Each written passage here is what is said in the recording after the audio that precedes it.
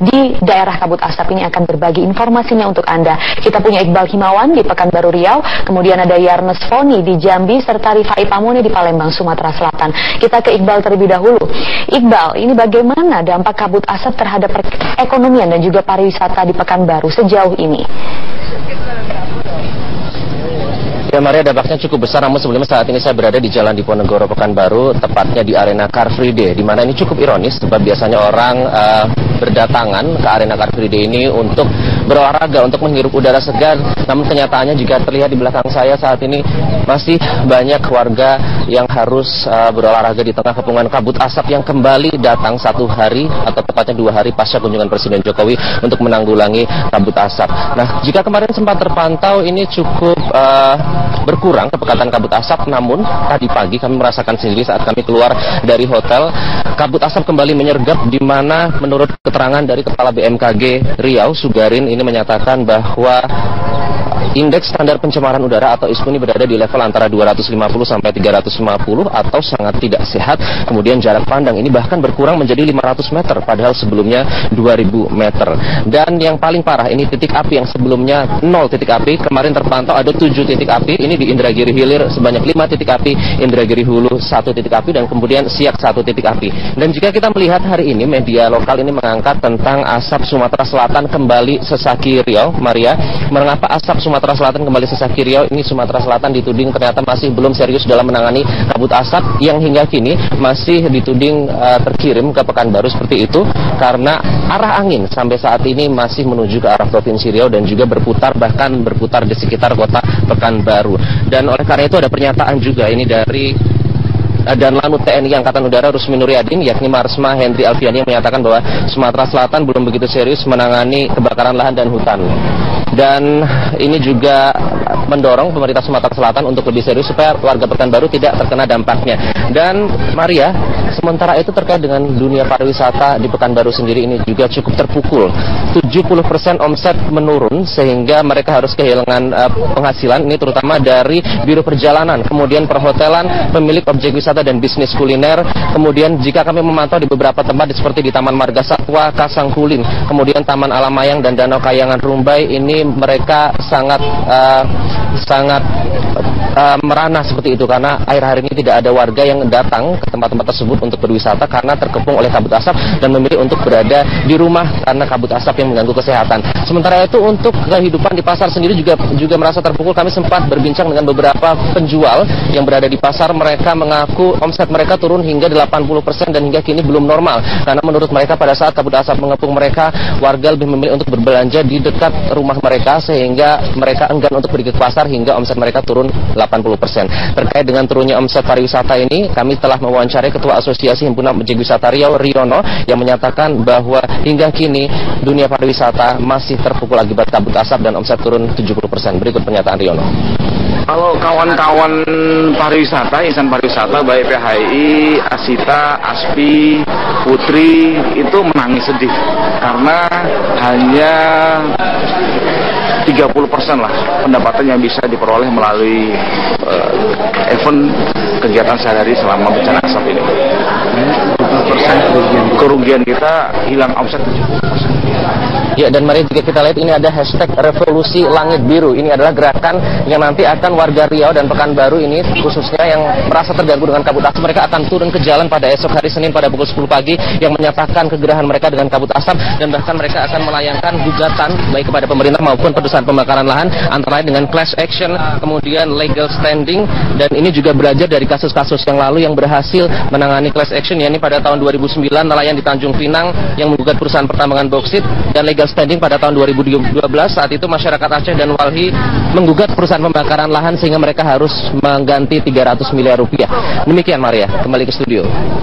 Baik, Iqbal Himawan. Dari Iqbal di Pekanbaru kita bergeser ke Jambi, ada Yarnes di sana. Yarnes, kabarnya papan informasi indeks pencemaran udara ini masih rusak. Nah, ini mengapa hingga kini papan ISPU belum diperbaiki? Ya Maria, benar sekali bahwa hingga saat ini papan dari ISPU di Kota Jambi, Provinsi Jambi masih belum diperbaiki. Ketahui bahwa setiap hari masyarakat harus menghirup udara yang tidak sehat, yakni oksigen yang tercampur dengan racun dari kabut asap. Tepat di belakang saya, Maria, adalah tempat dari papan ISPU, yakni Indeks Standar Pencemaran Udara yang berada di Jalan Soekarno-Hatta di Kota Jambi. Ini adalah papan yang memberikan informasi pada masyarakat bagaimana kesehatan udara di Jambi. Tertera angka 49, di mana papan ini mengkategorikan bahwa udara di Kota Jambi sangat baik. Namun kenyataannya sudah sekitar 2 minggu lebih kami perhatikan, angka di situ tidak berubah sama sekali, Maria, tetap saja 49. Saat kami cross check juga memang ini masih rusak dan juga belum diperbaiki oleh dinas terkait, di mana ini merupakan informasi bagi masyarakat mengetahui bagaimanakah sebenarnya kesehatan udara di Kota Palembang sendiri. Diketahui saat ini jarak pandang hanya sekitar 400 meter di Kota Jambi ini, dan juga Bandar Udara Sultan Taha pun juga masih tertutup, dan 2 minggu sendiri saat ini masih belum diperbaiki indeks papan ini. Dan yang kami perhatikan memang hari ini ada sekitar 7 titik api terdeteksi dari BMKG, di mana saat ini 7 titik api tersebut tersebar di beberapa provinsi Jambi ini. Dan Maria, memang papan ini sudah tidak begitu dipedulikan oleh masyarakat sekitar, yang khususnya yang melintas, karena para masyarakat juga mengetahui bahwa papan ini rusak dan juga tidak berfungsi sama sekali.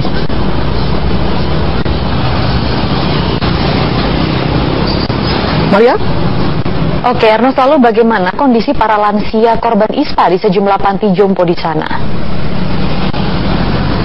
Ya, Maria, sebenarnya untuk lansia sendiri mereka ingin menghabiskan masa waktunya dengan tenang di tempat panti jompo. Namun kenyataannya kabut asap juga membuat mereka justru tambah sakit. Berikut liputannya. Dampak kabut asap juga membuat banyak warga lanjut usia di panti jompo sosial Tresnawarda Budi Luhur di Kota Jambi sakit ISPA. Salah satunya Edwin, kakek yang berusia 72 tahun ini yang kurang diperhatikan keluarganya juga terkena sakit infeksi saluran pernapasan akut. Edwin sering merasa sakit di dadanya dan batuk-batuk, ditambah lagi Edwin mempunyai riwayat sakit asma.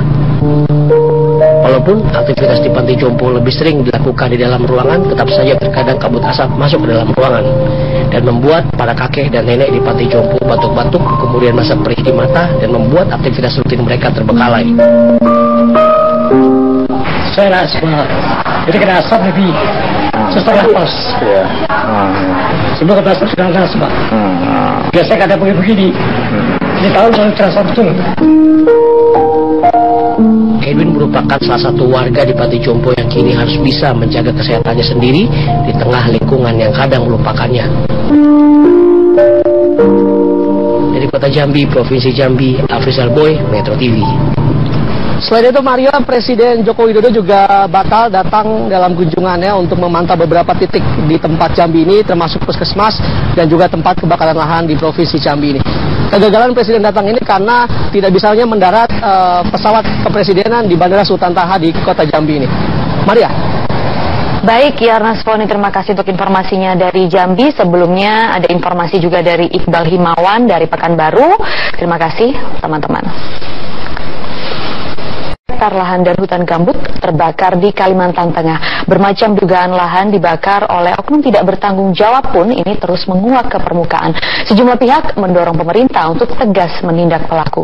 Berikut laporan reporter Yohana Margareta dan juru kamera Irfan Januari tentang kondisi hutan yang rusak di Kalimantan Tengah. Saat ini saya sedang berada di titik lokasi kebakaran terparah selama seminggu terakhir di Palangkaraya, Kalimantan Tengah, tepatnya di area lahan dan hutan di Nyaru Menteng.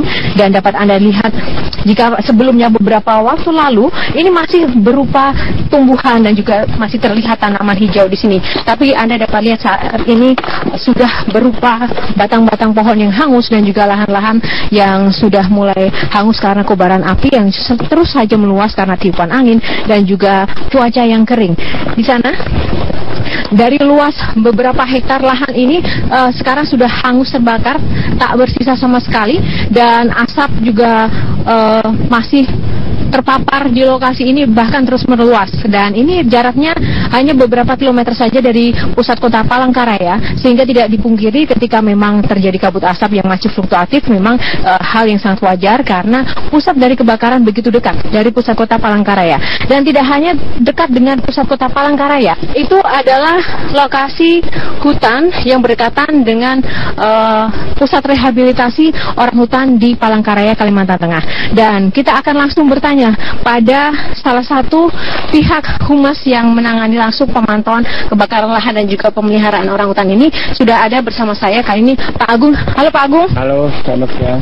Ya, seperti tadi dikatakan, ini hutan yang tersisa di belakang adalah hutan penyangga antara lahan ini dengan areal arboretum di mana pusat rehabilitasi Yayasan BOS itu berada. Nah, jaraknya sekarang hanya sekitar 600 atau 700 meter saja dari pusat rehabilitasi. Status arboretum sudah dinyatakan area zona kuning oleh pimpinan kami, di mana kami sudah bersiap-siap sampai membicarakan untuk kemungkinan evakuasi orangutan. Oke, kita tunggu ya Bang Agung.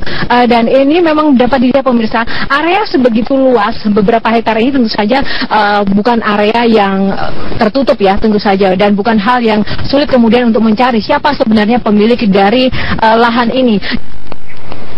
Kabut asap yang menyelimuti Bandara Cilik Riwut, Palangkaraya, Kalimantan Tengah mulai menipis pada Minggu pagi. Penerbangan kembali normal. Setelah sempat diguyur hujan pada Minggu dini hari, kabut asap di Kota Palangkaraya, Kalimantan Tengah mulai menipis. Jarak pandang di landasan pacu juga memungkinkan bagi penerbangan. Rencananya pagi ini ada keberangkatan pesawat Lion Air jurusan Palangkaraya, Surabaya. Sejak pagi hari calon penumpang sudah memadati Bandara Cilik Riwut. Para penumpang ini mengaku senang dengan kembali normalnya aktivitas di bandara karena selama kabut asap pekat terjadi sejumlah jadwal penerbangan terganggu. Bahkan dalam beberapa hari bandara sempat lumpuh total karena kabut asap yang sangat tebal.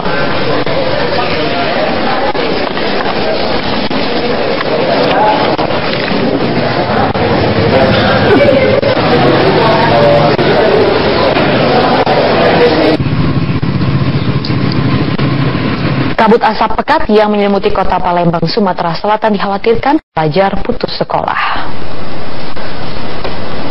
Kekhawatiran tersebut ini dirasakan orang tua salah satu murid SMP Sri Guna di Palembang. Lantaran putranya Asnawi 13 tahun terserang ispa dan dirawat di rumah sakit. Dan anak ketiga dari pasangan Johan dan Yanti, warga 16 Ulu Kecamatan Pelaju, Palembang, terpaksa harus menjalani perawatan intensif di instalasi gawat darurat Rumah Sakit Muhammadiyah Palembang. Asnawi didiagnosa terserang ispa dengan gejala sesak napas yang begitu hebat dan ditambah penyakit lain seperti ginjal yang dideritanya, serta harus menjalani rawat inap selama 2 bulan terakhir. Akibatnya Asnawi tidak masuk sekolah dan terancam tidak bisa mengikuti ujian semester bersama teman-teman sekolahnya.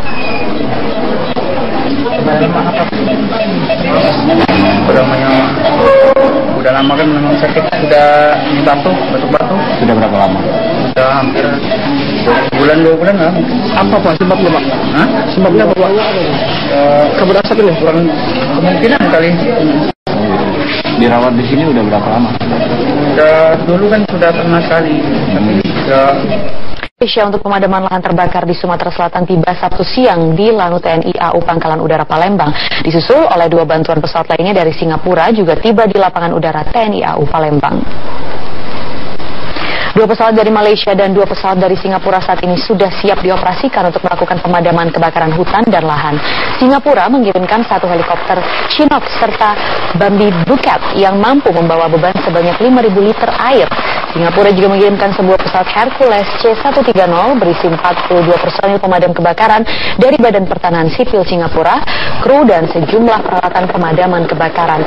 Sebelumnya, Jumat malam 2 pesawat dari Malaysia juga tiba di Palembang, yakni pesawat Bombardier CL-415 waterbombing yang mampu mengangkut 6.000 liter air selama 4 jam, serta 1 pesawat Hercules C-130. Rencananya 4 pesawat ini akan membantu pemadaman di lokasi lahan terbakar di Kabupaten Oki dan Musi Banyuasin, Palembang. Panglima TNI Jenderal Gatot Nurmantio mengatakan bantuan asing ini harus disikapi dengan keseriusan semua pihak terkait. Selain itu, pihaknya juga akan membangun kanal-kanal mengatasi kebakaran di lahan gambut.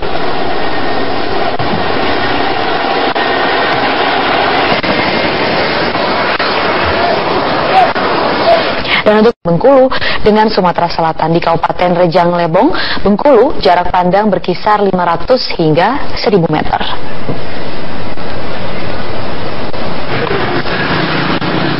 Udah nyala kok nggak? Kepekatan kabut asap dirasakan warga Kabupaten Rejang Lebong 5 hari terakhir. Kepekatan ini hampir dirasakan selama 24 jam penuh. Sebelumnya asap sempat menipis karena tiupan angin kencang serta turunnya hujan, meski dengan intensitas ringan. Warga mengaku mengalami sesak nafas dan mata perih. Warga diimbau menggunakan masker untuk melindungi pernafasan dan menggunakan kacamata untuk melindungi mata. Namun pembagian masker gratis terutama kepada warga di pinggiran kota tidak merata.